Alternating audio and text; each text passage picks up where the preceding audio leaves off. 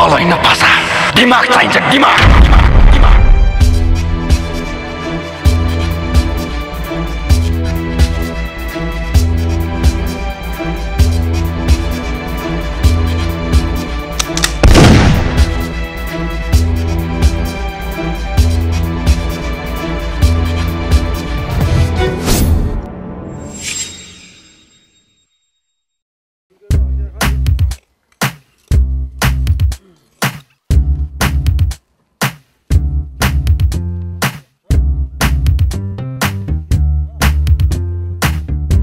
Action!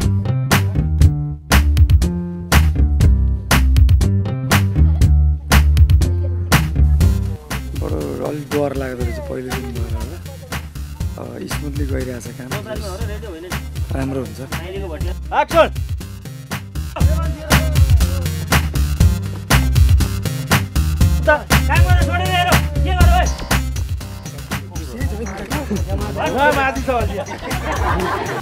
टुल्केलाई कसरी भन्ने अब है उसलाई हरेक क्याटेगोरीमा फिट हुने क्यारेक्टरहरू टुल्के फटा ज्ञानी भद्र अभद्र गति छाडा गुवाच सबभन्दा एकदम ठाडो भाषामा भन्दाखेरि र यसलाई चाहिँ क्लासिफाई गर्ने हामी जस्ता बाउसाहबलाई नाथे आइमाइले कुरा लाउने तै होइन साले तम्चे टुल्के क्यारेक्टरको अभिनय गर्ने चाहिँ मेरो सपना नै थियो निश्चलले चाहिँ मलाई एज अ टुल्किएको क्यारेक्टरको रूपमा चाहिँ आफ्नो फिल्ममा मलाई छनौट पनि गरे र मेरो सपना पुरा भएको छ। Action! बल्ल पक्रै नि आज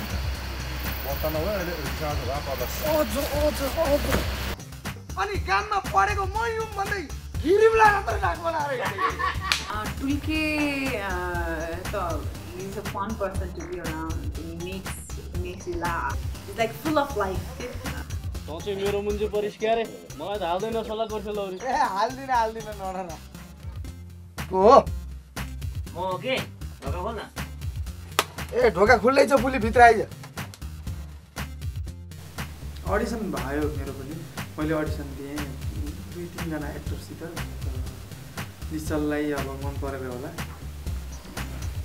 अडिसन दिए अब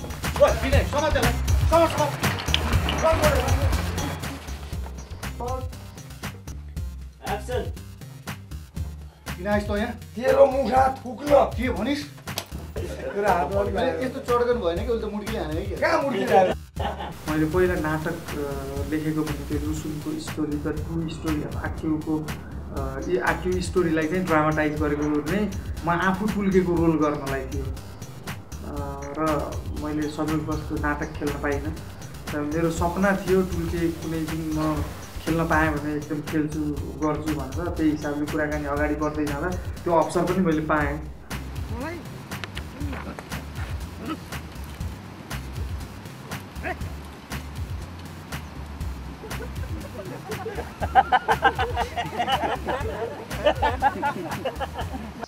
हनुमान सुकेलाई सम्झाए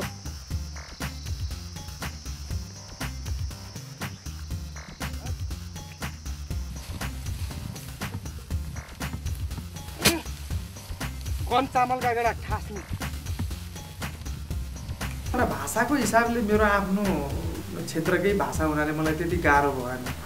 आफ्नै मुन्छे नचिन्ने आँखा किन चाहियो मलाई को क्रान्तिकारीले चेलेन एकपल्ट थुतुनु हेरौँ त आज लाज लागिरहेको छ यसमा चाहिँ अलिकति मोटो थिएँ पहिला यसमा चाहिँ अलिकति बढी नै दुब्लाउनु पर्ने कन्डिसन पनि थियो र मैले झन्डै 10 केजी भन्दा बढी चाहिँ म घटेँ तर अब त्यस्तो घटेको त देखिया छ कि देखिया छैन त्यो चाहिँ नि फिल्ममा देखिने कुरा हो।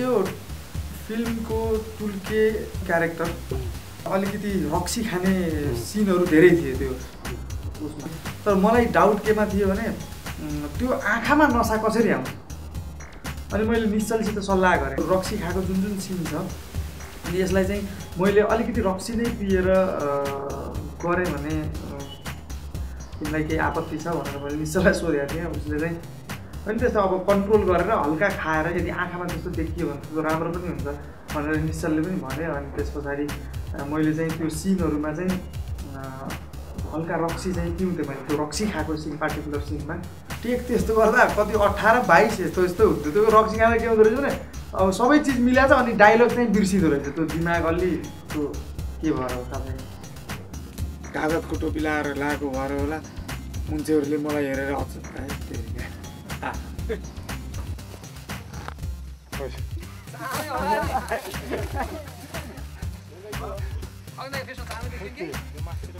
अब टुल्की अर्थात् खगेन्द्र लामिछानेको बारेमा कुरा गर्नुभयो चाहिँ उहाँ पनि एउटा इमान्दार र आफ्नो कामप्रति चाहिँ एकदमै वफादार र चरित्रलाई न्याय गर्न सक्ने एउटा व्यक्तिको रूपमा एउटा असल साथीको रूपमा उहाँलाई दिन्छ गर्ने आवाज के त्यति मजा लाग्ने त्यति बेला। टुल्की टलजुङ भर्सेस टुल्कीको चाहिँ उहाँ चाहिँ सोलो भनौँ न, he is the thing to look forward to. So I really enjoyed and I think film release पछि चाहिँ he will be the talk of the town.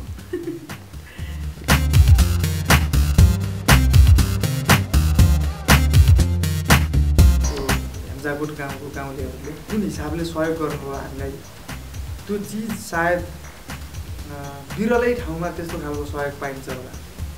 त्यो सबै गाउँलेहरूलाई म एकदम मनैदेखि धन्यवाद र नमस्कार गर्न चाहन्छु।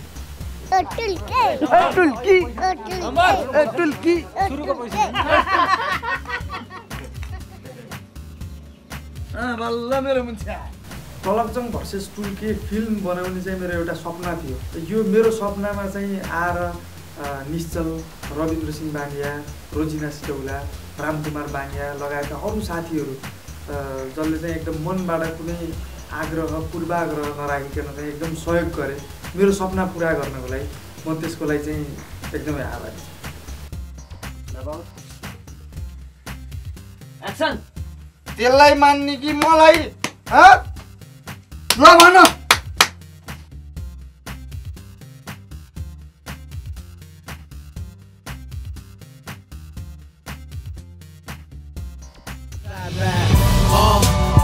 आउँदैछु म नेपालीको जितको गीत गाउँदैछु म, आउँदैछु म हर पीडित नेपालीसँग मिलाउँदैछु म, आउँदैछु म गोर्खालीको जोस देखेर रमाउँदैछु म,